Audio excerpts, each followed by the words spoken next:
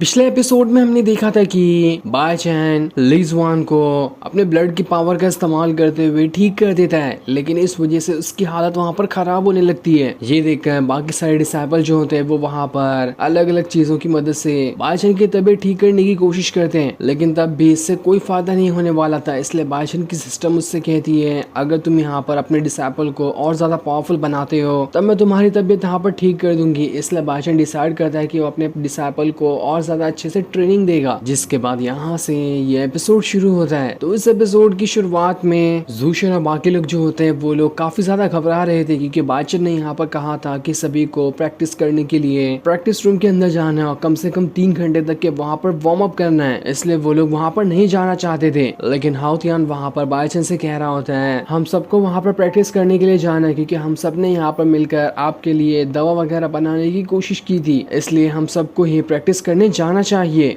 जिस पर बायचैन कहता है, तो ठीक है, यहाँ पर ये तय हो चुका है कि तुम सारे लोग वहाँ पर प्रैक्टिस रूम के अंदर जाकर 3 घंटे तक की अपना वार्म अप करोगे। इसलिए ना चाहते हुए सारे के सारे डिसाइपल को बायचैन की बात माननी पड़ती है, लेकिन सभी के जाने के बाद वहाँ पर बायचैन की सिस्टम उससे कहती है, तुमने अपने मिशन का 50% काम पूरा कर लिया है। ये देखकर तो बायचैन हैरान रहता है कि मैंने तो सारे के सारे लोगों को वहाँ पर काम करने के लिए भेज दिया, तो आखिर यहाँ पर मेरा 50% काम ही कैसे पूरा हुआ? मुझे तो इस मिशन का 100% पूरा करना था ना। जरूर यहाँ पर कोई ऐसा बचा हुआ है जिसने प्रैक्टिस रूम के अंदर जाने से मना कर दिया है। इसलिए वो वहाँ पर आकर हाउतियान और बाकियों से पूछ रहा होता है, क्या कोई अब भी ऐसा मौजूद है जिसने वो पिल या फिर चिकन सूप बनाने में मदद की थी, लेकिन तब भी वो यहाँ पर प्रैक्टिस करने के लिए नहीं आया। तब हाउतियान वहाँ पर कह रहा होता है, मास्टर मुझे माफ कर देना, इस चीज में दूसरे वाले मास्टर जो थे वो भी शामिल थे, लेकिन उन्होंने कहा था कि हम यहाँ पर उनका नाम किसी को ना बताएं, इसलिए हम उनका नाम नहीं बता रहे थे। जो उनका बायचैन समझ जाता है, तो अच्छा यही बात थी कि यहाँ पर मेरा मिशन 50% ही पूरा हुआ था। इसलिए वो लिंजी से कह रहा था, जाओ और दूसरे मास्टर को यहाँ पर बुला कर ला, मुझे उनसे काम है। इसलिए लिंजी उस मास्टर के पास आकर उसे सारी बात बताती है कि बायचैन मास्टर आपको बुला रहे हैं। इसलिए वो मास्टर वहाँ पर बायचैन के पास चले जाता है। उसे पता नहीं होता कि यहाँ पर तो बुरा फंसने वाला है। इसलिए बायचैन उससे बातों ही बातों में प्रैक्टिस रूम के अंदर जाकर बाहर से दरवाजा बंद कर देता है, ताकि अब ये मास्टर वहाँ से बाहर ना निकल सके। तब जैसे वहाँ पर वो मास्टर प्रैक्टिस रूम के अंदर आया होता है, उसके सामने जूलियान आ जाती है, जो कि काफी ज्यादा गुस्से में दिखाई दे रही थी। ये देखकर तो वो मास्टर भी हैरान रहता है कि मैं कौन सी मुसीबत में फंस गया, कोई मुझे यहाँ से बाहर निकालो, वरना तो ये जूलियान यहाँ पे मेरी जान ले लेगी। जूलियान उससे कह रही होती है, मैंने तुम्हें काफी ज्यादा ढूंढा, लेकिन तुम मुझे कहीं नहीं मिले, पर देखो अब तुम यहाँ पर मुझे मिल चुके हो, इसलिए आज तो मैं यहाँ पर तुम्हें नहीं छोड़ने वाली। इसलिए वो वहाँ पर उस मास्टर के पास जाकर उसे मारना शुरू कर देती है, जिसके बाद बायचैन वहाँ पर दोबारा से अपने मिशन को देख रहा होता है कि अब जाकर यहाँ पर उसका मिशन 100% पूरा हुआ भी या फिर नहीं, लेकिन तब भी उसे पता चलता है कि उसका मिशन तो 75% ही पूरा हुआ है। उसकी सिस्टम वहाँ पर कह रही होती है, ये मिशन तुम्हारा इसलिए पूरा नहीं हुआ क्योंकि अभी हाउतियान और बाकी कुछ डिसाइपल बहुत ही ज्यादा क्रिटिकल कंडीशन के अंदर हैं, उनकी वहाँ पर जान भी जा सकती है, इसलिए तुम्हें जल्द से जल्द वहाँ पर जाकर उन्हें बचाना होगा। ये सुनकर तो बायचैन भी घबरा जाता है और जल्दी से भागते हुए हाउतियान और बाकियों के पास आता है, जहाँ पर उसे वो सारे लोग बेहोश दिखाई देते हैं, क्योंकि वो लोग प्रैक्टिस करते हुए यहाँ पर काफी ज्यादा थक चुके थे और वहाँ पर चारों तरफ आग जल रही होती है। बायचैन जैसे उन्हें बचाने के लिए वहाँ पर आता है, वो आग उस पर भी झपटने लगती है, लेकिन तब भी वहाँ पर बायचैन ने जैसे तैसे खुद को बचाते हुए अपनी पावर का इस्तेमाल करके हाउतियान और बाकी सभी को वहाँ पर हवा में उठा लिया था, और उन्हें हवा में उठाने के बाद वो सभी को वहाँ से पोर्टल के जरिए बाहर भेज देता है, ताकि वो लोग यहाँ पर अपनी जान बचा सके। अगर थोड़ी देर और हुई थी बायचैन को यहाँ पर, तो वो लोग की यहाँ पर जान जा सकती थी, लेकिन वो वहाँ पर अपने डिसाइपल को तो बाहर निकाल लेता है, लेकिन आग की लपटों की वजह से उसकी वहाँ पर हालत खराब हो जाती है और वो वहीं पर बेहोश हो जाता है। बाहर हाउतियान और बाकी जो होते वो काफी ज्यादा घबरा जाते कि मास्टर अंदर कैसे होंगे, हमें जल्दी से अंदर जाकर मास्टर को बचाना चाहिए, उन्होंने हमारे लिए अपनी जान खतरे में डाल दी। लेकिन जैसे वहाँ पर बायचैन बेहोश हुआ होता है, उसकी सिस्टम उससे कह रही होती है, तुमने यहाँ पर अपना मिशन पूरा कर लिया, तुमने दूसरों को बचाने के लिए अपनी जान खतरे में डाली है, इसलिए मैं यहाँ पर तुम्हें तुम्हारी सारी की सारी पावर वापस दे रही हूँ, जो तुमने ज़ूशन को दोबारा से ठीक करने में लगा दी थी। इसलिए बायचैन के पास उसका सारा का सारा ब्लड वापस आने लगता है, ताकि वो दोबारा से नॉर्मल हो जाए। और जैसे वहाँ पर बायचैन के पास उसका ब्लड वापस आया होता है, वो पूरी तरह से ठीक हो जाता है, इसलिए वो पूरे एटीट्यूड के साथ उस कमरे से बाहर निकल कर आता है, जिससे देखकर तो सभी हैरान रहते हैं कि बायचैन मास्टर ने तो यहाँ पर कमाल ही कर दिया, वो इतने बड़े खतरे से आसानी के साथ देखो बाहर निकल कर आ चुके हैं, मास्टर का तो कोई जवाब नहीं, हमारे मास्टर तो सच में एक मास्टर बनने के ही लायक हैं। दूसरी तरफ हम एक सेक्ट का सीन देखते हैं, जहाँ पर एक मास्टर खड़ा होता है, तब उसके पास एक दूसरा एल्डर आता है। वहाँ पर आने के बाद वो उससे कह रहा होता है, मैंने सुना है यहाँ पर तियान्युन सेक्ट का का जो सीक्रेट रेल्म है वो कुछ ही टाइम के अंदर ओपन होने वाला है। इसलिए मैं चाहता हूँ कि आप मुझे वहाँ पर ले जाएं ताकि मैं भी तियानुन रेल्म के अंदर जा सकूं। अगर आप मुझे वहाँ पर ले जाने के लिए तैयार हैं तो इसके बदले में आपको एक बहुत ही पावरफुल चीट भी दूंगा जो आगे चलकर आपके काम आने वाली है। लेकिन वो एल्डर वहाँ पर उससे कह रहा होता है वहाँ पर जाना इतना आसान नहीं होगा, मैं ऐसे ही तुम्हें वहाँ पर नहीं जाने दे सकता। लेकिन वहाँ पर दूसरा वाला एल्डर तो जिद पे उतर आया था, उसे कैसे भी करके वहाँ पर जाना ही था। इसलिए ये वाला जो एल्डर होता है उसके पास से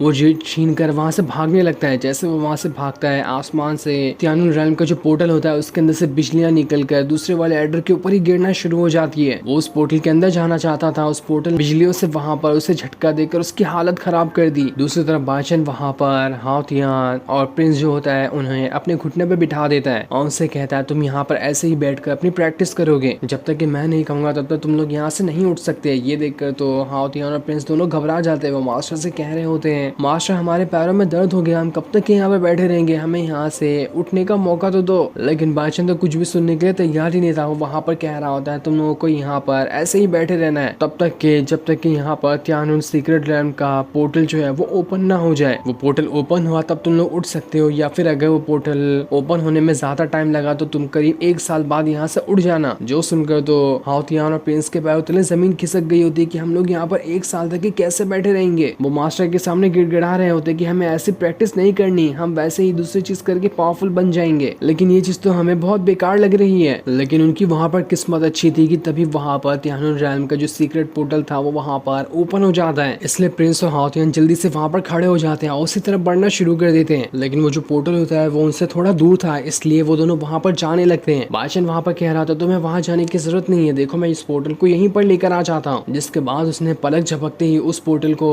हाओ तियान और प्रिंस के सामने लाकर खड़ा कर दिया होता है। जो देखकर तो वो दोनों भी हैरान थे कि अरे वाह, यहाँ पर मास्टर ने तो पोर्टल को हमारे पैरों के सामने ही लेकर आ गया, ये तो कमाल की बात है। अब तो हम आसानी के साथ पोर्टल के अंदर जा सकते हैं, हमें कोई मेहनत नहीं करनी पड़ेगी। इसलिए वो दोनों वहाँ से उस पोर्टल के अंदर चले जाते हैं। दूसरी तरफ हम एक एल्डर को देखते हैं जो कि वही एल्डर था जिसके ऊपर पोर्टल के अंदर जाने की वजह से बिजलियां निकल रही थी। वो वहाँ पर अपने डिसाइपल से कह रहा होता है देखो यहाँ पर मैंने बड़ी मुश्किल से पोर्टल को एक्टिवेट करवाया है तुम लोगों के लिए, इसलिए जल्दी से अंदर जाओ। ये सुनकर उसके जो डिसाइपल होते हैं वहाँ पर उस पोर्टल की तरफ बढ़ना शुरू कर देते हैं, लेकिन जैसे वो अंदर जाने वाले होते हैं वो पोर्टल उन्हें अंदर आने देता ही नहीं, उन्हें उठाकर वो वहाँ से दूर फेंक देता है। जो देखकर तो मास्टर भी हैरान रहता है कि यहाँ पर ये हुआ क्या, ये पोर्टल अंदर जाने क्यों नहीं दे रहा। तब दूसरा वाला जो मास्टर होता है वो वहाँ पर अपनी पावर का इस्तेमाल करते हुए ये देखने की कोशिश करता है कि अभी यहाँ पर दूसरा वाला पोर्टल कहाँ है। तब उसे अपनी पावर का इस्तेमाल करने के बाद पता चलता है कि ये जो दूसरा वाला पोर्टल है वो बाचन के सेट के अंदर मौजूद है। जो देखकर तो वो भी हैरान रहता है कि यहाँ का पोर्टल चल रहा नहीं और वहाँ का पोर्टल कैसे चल रहा है। मुझे तो लगता है कि वहाँ पर का जो मास्टर है उसने कुछ गड़बड़ी करने की कोशिश की होगी, तभी तो वहाँ का पोर्टल अभी भी एक्टिवेट है। वेल्डर वहाँ पर अपनी पावर का इस्तेमाल करते हुए बाचन के सेट का जो पोर्टल होता है उससे अपनी तरफ लाने की कोशिश करता है ताकि यहाँ से वो अपने डिसाइबल को अंदर भेज सके, लेकिन इसका कोई फायदा नहीं होता। वो पोर्टल तो यहाँ पर आ ही नहीं रहा था, जिस वजह से उसकी वहाँ पर हालत खराब होने लगती है। पर तब वो जो डिसाइबल होते हैं यहाँ पर डिसाइड कर दे कि लगता है कि पोर्टल यहाँ पर तो नहीं आने वाला, पर हमें यहाँ से उस पोर्टल के पास जरूर जाना होगा। हमें यहाँ से उस पोर्टल के पास जाकर उसके अंदर चले जाते हैं, देखते हैं कि हमें वहाँ पर जाने के बाद कौन रोक सकता है। इसलिए वो एल्डर और बाकी सारे डिसाइपल जो होते हैं वहाँ पर बाचन की साइड की तरफ बढ़ना शुरू कर देते हैं ताकि वो लोग उस पोर्टल के अंदर जा सके। लेकिन जैसे वो वहाँ से बाचन के सेट के पास आते हैं इससे पहले ही वो मास्टर उन्हें वहाँ पर देख लेता है। जो देखकर वो हैरान रहता है कि ये कौन घुसपैठिया लोग हैं जो यहाँ पर आने के बाद पोर्टल के अंदर घुसने की कोशिश कर रहे हैं। लेकिन वो वहाँ पर कुछ कर पाता है इससे पहले ही बाचन ने जो अपने सेट के आसपास इनविजिबल शील्ड बनाया था वो वहाँ पर उस एल्डर और उसके डिसाइपल को अंदर जाने से रोक देता है। और वो लोग तो सेट के अंदर ही नहीं आ पाते, तो वहाँ पर पोर्टल का तो इस्तेमाल बिल्कुल भी नहीं कर सकते थे। जो देखकर उन्हें समझ नहीं आता कि आखिर यहाँ पर ये इनविजिबल फॉर्मेशन किसने लगा दिया। इसलिए वो लोग दूसरा रास्ता ढूंढना शुरू कर देते कि किस तरह से वो सेट के अंदर जा सकते हैं। इधर हम प्रिंस और हाओ तियान को देखते हैं जो दोनों तियानुन सीक्रेट रेल्म के अंदर आ चुके थे। उन्हें वहाँ पर तो आते साथ ही ऐसे रास्ते में ही कई सारे हीरे मोती पड़े हुए दिखाई दे रहे होते हैं, जिसे देखकर तो हाओ तियान भी हैरान रह जाता है कि यहाँ पर तो देखते ही देखते कोई भी अमीर हो जाएगा। इसलिए वो दोनों मिलकर आसपास जितने भी कीमती पत्थर या हीरे मोती होते हैं उन सभी को जमा करना शुरू कर देते हैं ताकि आगे जाकर वो उसे बेचकर अच्छे खासे पैसे कमा सके। लेकिन जैसे वो आगे बढ़ रहे होते हैं वहाँ पर एक ड्रैगन के सर की मूर्ति रखी होती है जिसकी आंखें वहाँ पर लाल होने लग गई थी। ऐसा लग रहा था कि वो ड्रैगन वाला फॉर्मेशन यहाँ पर एक्टिवेट हो रहा है, लेकिन वो एक्टिवेट होने के बाद यहाँ पर इन लोगों के साथ करेगा क्या वो हमें अभी नहीं बताया चाहता। और फिर ये सीन दिखाते ही ये एपिसोड यहीं पर एंड हो जाता है। Thanks for watching.